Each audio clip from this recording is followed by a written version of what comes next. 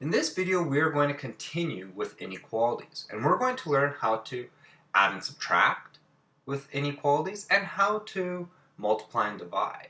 What you're going to find out is this is very similar to just regular equations, except when you're multiplying and dividing, there is one situation where there's a little twist. So let's start with a little investigation here. We are given an inequality where 7 is greater than 4. The first part here wants you to add a number to both sides. And no matter which number you add to both sides, is the inequality true? So if we remember from before, what we add to one side, we should add to another, like from what we learned of equations. So we have 7 is greater than 4. Now if I was to add, let's say, 2 to both numbers, I'm going to get 9 is greater than 6. Well, that is still true. Let's say I add 10 to both numbers. So I'm going to get 17 is greater than 14. Let's say I add 20 to both numbers. So I'm going to get 27 is still greater than 24. No matter what I add to both sides, as long as it's the same thing, it is the exact same thing. And this remains true. The inequality remains true. Now what happens if I subtract from both sides? So let's try this. We're going to go 7 is greater than 4. And we're going to subtract from both sides. So let's say we subtract 3. I'm going to get 4 is greater than 1, which is true. Let's say I subtract 10. I'm going to get 7 and 4. We're going to subtract 10. I'm going to end up getting -3 is greater than -6. Well, that's true as well. If we look at the number line, -3 is farther up the number line than 6. So no matter what numbers we use, this inequality is still true. So what do the results of this imply? If we add the same numbers or subtract the same numbers to both sides, the inequality is still true. So if we add or subtract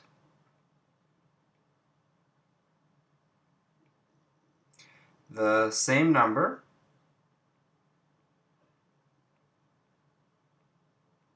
to both sides,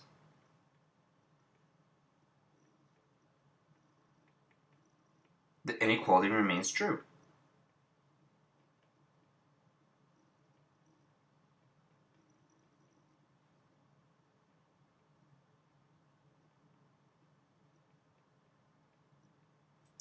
Okay, so now let's go to some examples. So we want to solve and verify. So for my first one here, I have 2 is less than x minus 2. So to isolate for x, we already know how to do this. I'm going to just add 2 to both sides. So I get 4 is less than x.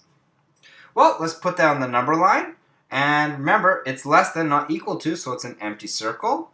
And we want something less than. 4 is less than x, so that means x must be greater than 4. So it's 5. If x is 5, is that greater than 4? Yep, so we're going to go this way.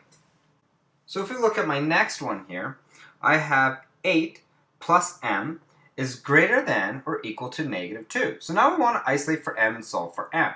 So first thing I'm going to do is -8 minus 8. So I end up getting here m is greater than or equal to -10.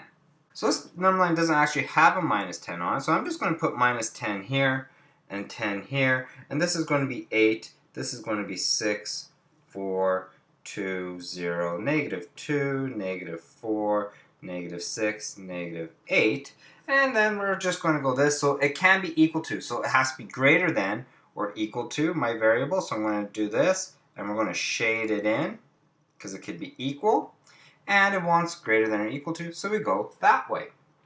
So now that we've finished adding and subtracting with inequalities, now we're going to get into multiplying and dividing. Now multiplying and dividing isn't much different, especially in the positive, than what we did when we solved equations. I'll show you what I mean. So let's try here and have 3x, and we're going to say it's less than 12. So 3x less than 12, first thing I would do if we're trying to solve for x is we're going to divide both sides by 3. We must do the opposite operation, the opposite order. So now I'm going to end up getting x is less than 4. Let's try division 1. So let's say x over 4 is greater than or equal to, let's say 8. So here I'm going to go, we want to get the x by itself, so first thing I'm going to do is multiply both sides by 4. Now when I multiply both sides by 4, I'm left with x is greater than or equal to 32. So now let's look at what happens if we have a negative coefficient. When we have a negative coefficient, something very unique happens. The sign is reversed. So I'll give you an example here. So if I have, let's go with the same here, we're going to have negative 3x, and we're going to say is greater than 6. Well, what I must do now is we divide both sides by negative 3. Now what ends up happening when I divide by negative 3 is we must change the sign. So what's going to end up happening now, I'm going to have x, and the sign changes from greater than is now less than negative 2. And I'll try and explain why here. So let's take a look at it this way. So if I have negative 3x, and we're saying is greater than 6. Well, I want x to be positive. So what I can do is I can plus 3x to this side, plus 3x to this side. So then I'm left with 0 is greater than 6 plus 3x. Then I'm going to subtract 6. Subtract 6. So I get negative 6 is greater than 3x. Now I'm going to divide by 3. So I get negative 2 is greater than x. And that essentially is the same thing as this here. The negative 2 is greater than x. Here, negative 2 is greater than x. So that is why we must change the sign every time we multiply or divide by a negative. Because if you remember, multiplication and division are very similar. So let's take a look at my first example here. We have negative 3x is greater than 9. So first thing I want to do is divide both sides by negative 3, divide by negative 3. And that causes me to switch my sign. So now I'm going to get negative 3, and we have x. So x is now less than negative 3. It's not equal to, so I find negative 3 in here, I circle it, and x must be less than, so we go this way, because 4 is less than negative 3.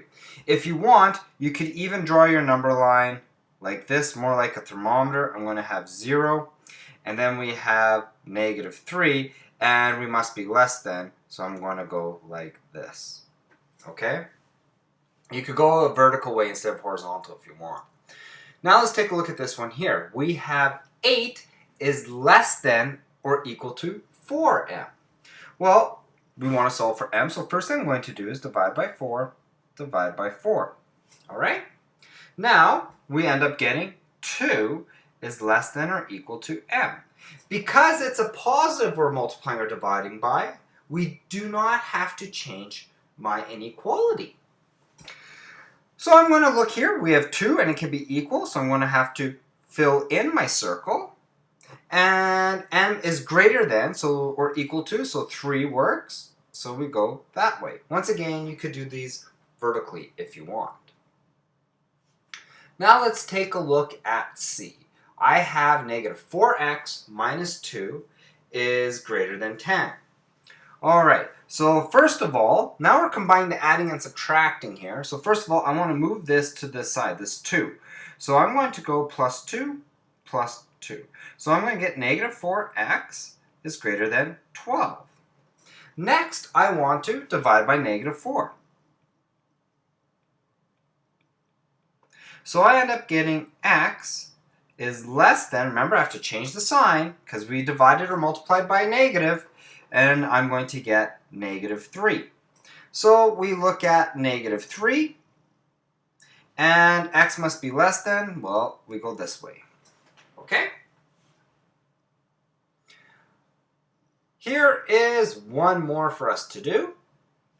We're going to have 3x plus 2 is greater than or equal to, 11 minus 6x.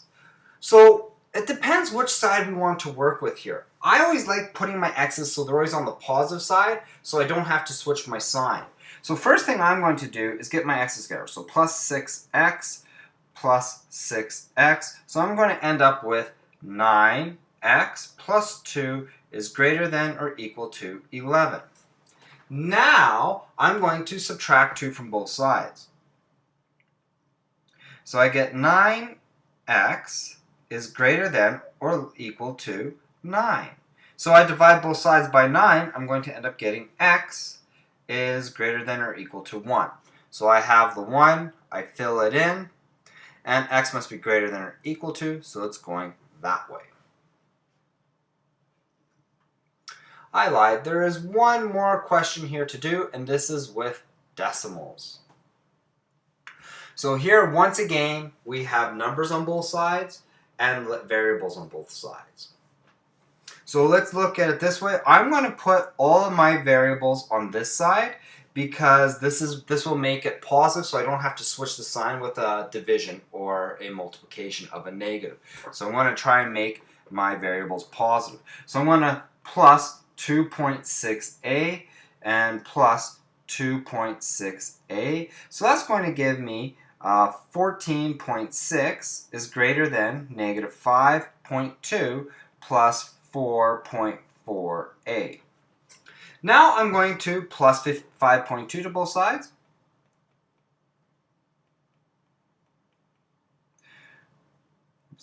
So that's going to end up giving me here now 19.8 is greater than 4.4a.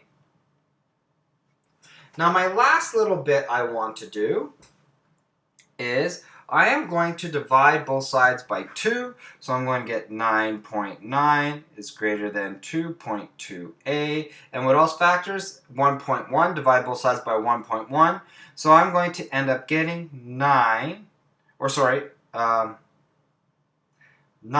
is equal to 2a, is greater than 2a. And so I end up getting 9 over 2 is greater than a. Well, let's see this over here. We have 9.9 is 4.5. So we're about right here. And that must be, so a is less than that, so we're going to go